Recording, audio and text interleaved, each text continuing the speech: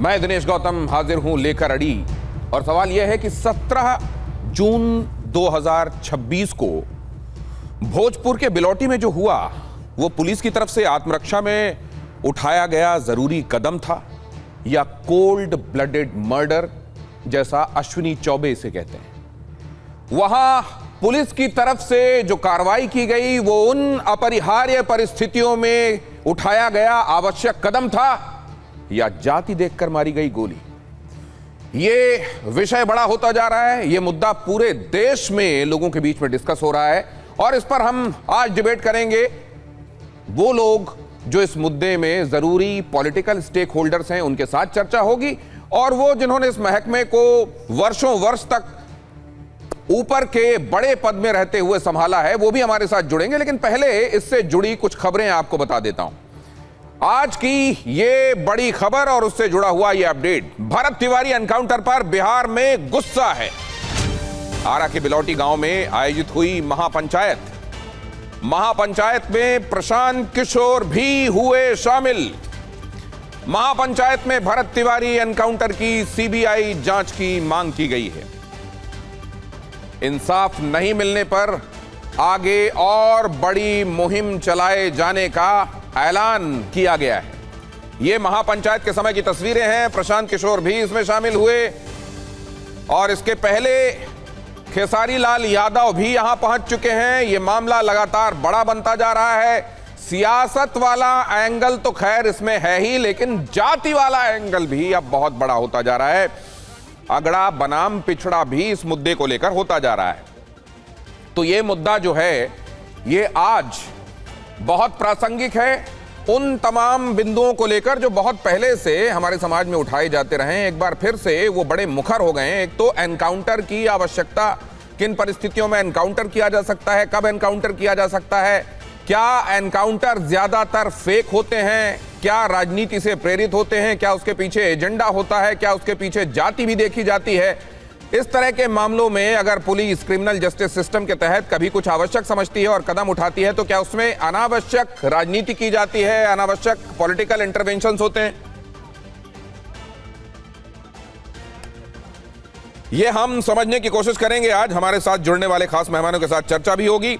लेकिन पहले जरा कुछ एक चीजें मैं आपके सामने रखना चाहता हूं ताकि एक पर्सपेक्टिव मिले जिस पर हम आज बातचीत करेंगे। भोजपुर के बिलौटी गांव में भरत तिवारी एनकाउंटर मामले पर बड़ी महापंचायत आयोजित की गई। महापंचायत में बड़ी संख्या में ग्रामीणों के साथ कई ब्राह्मण और दूसरे जातीय संगठनों के प्रतिनिधि भी शामिल हुए। यहां पर वो तस्वीरें देख रहे हैं और साथ में जरूरी जानकारी हम आपके लिए फ्लैश कर रहे हैं। जन स्वराज पार्टी के संस्थापक प्रशांत किशोर भी यहां महापंचायत में पहुंचे और परिवार के समर्थन में वो भी खड़े हुए दिखाई दिए।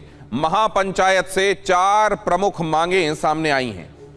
पहली तो यह कि मामले की निष्पक्ष जांच कराई जानी चाहिए और यह जांच सीबीआई से होनी चाहिए। दूसरी, एनकाउंटर के लिए जिम्मेदार पुलिसकर्मियों की गिरफ्तारी होनी चाहिए। तीसरी, पीड़ित परिवार को उचित कॉम्पनसेशन मुआवजा मिलना चाहिए। और चौथी, परिजनों और समर्थकों पर दर्ज सभी मामलों को वापस लिया जाना चाहिए। महापंचायत से ये बातें सामने उभर कर आई हैं। इस खबर से जुड़ा हुआ एक और पहलू आपके सामने रखता हूं। भरत तिवारी के परिवार का क्या बयान सामने आया है। मां ने कहा है मेरा बेटा गरीबों का मसीहा था। भाई ने कहा इंसाफ के लिए मैं अब दिल्ली जाऊंगा। मां कह रही है कि मेरा बेटा गरीबों का मसीहा था और भाई ने ऐलान किया है कि अपने भाई के इंसाफ के लिए अब मैं दिल्ली कूच करूंगा।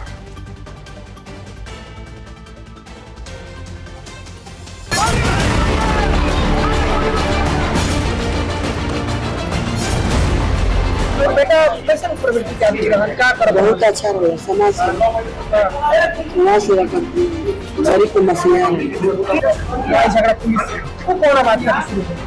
समाज सेवा करती। क्या मांग रहे हैं? मांग रहे तीन काम भाई।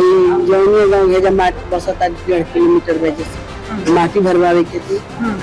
आए वो रहे कि नेता माने झूठा देखे भूल के कि माने हर काम करेंगे, अब काम नहीं करते, काम होके के चाहिए। आए वो काम रहा है कि उनका मोबाइल माने हम कोनो बात हो जाए हमारे माता पिता माता से मोबाइल दे दीजिए। मोबाइल पुलिस से मिली। पुलिस ने कीजिए। भैया के 12वीं के बाद मैं दिल्ली तक जाऊंगा। जो प्रशासन मारा है उसको फांसी होना चाहिए। जितना इसमें जुड़े हुए हैं आजीवन कारावास होना चाहिए। सरकार के खिलाफ तो गुस्सा है ही। लोग ये कह रहे हैं कि अगर भरत तिवारी अपराधी है तो हम भी अपराधी हैं। अगर हथियार उठाने से अगर समस्या का समाधान निकलता है तो लोग ये कह रहे हैं कि हम भी हथियार उठाएंगे। और यहाँ पर एक भरत तिवारी नहीं, हजारों और सैकड़ों की संख्या में भरत तिवारी है। भारत एनकाउंटर पर घिरी सम्राट सरकार दिखाई दे रही है। सम्राट सरकार में बेगुनाहों पर जुल्म हो रहा है। तेजस्वी ने कहा है कि ये ठोक दो सिस्टम है और इंसाफ के लिए सीएम का घेराव करेंगे। ये प्रशांत किशोर का कहना है। तरीके से स्पष्ट है कि भाई फेक एनकाउंटर हुआ है और ये पूरा प्रशासन जो है फेल हो चुका है। सम्राट चौधरी जी से बिहार नहीं संभल रहा है। निर्दोषों पर गोलियां चलाई जा रही हैं, छात्रों पर लाठी चलाई जा रही है। ये किसने आदेश दिया है गोली चलाने का? ये जांच होनी चाहिए। 15 दिन के अंदर इनको न्याय नहीं मिला तो हम लोग सम्राट चौधरी से मिलने उनके घर जाएंगे, पटना जाएंगे, जरूरत पड़ी तो उनका घेराव करेंगे। देखिए, मुझे लगता है राज्य सरकार ने खुद पहल की है।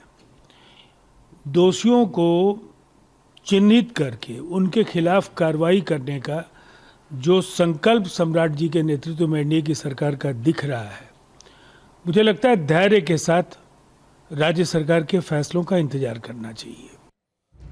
तो इसमें देखा आपने किस किस तरीके की आवाजें सामने आ रही हैं। जेडीयू ने कहा है धैर्य के साथ इस मामले में, ये पूरा मामला जांच के बाद कल्मिनेट किधर होता है उसका इंतजार किया जाना चाहिए। लेकिन आप इधर देख रहे हैं, इस मामले में भारतीय जनता पार्टी के कई प्रमुख चेहरे, अश्विनी चौबे उसमें शामिल हैं, मिथिलेश तिवारी उसमें शामिल हैं, मंगल पांडे उसमें शामिल हैं। उन्होंने क्लियर कट ये कहा है कि गलत हुआ है, इसको कोल्ड ब्लडेड मर्डर तक बताया गया।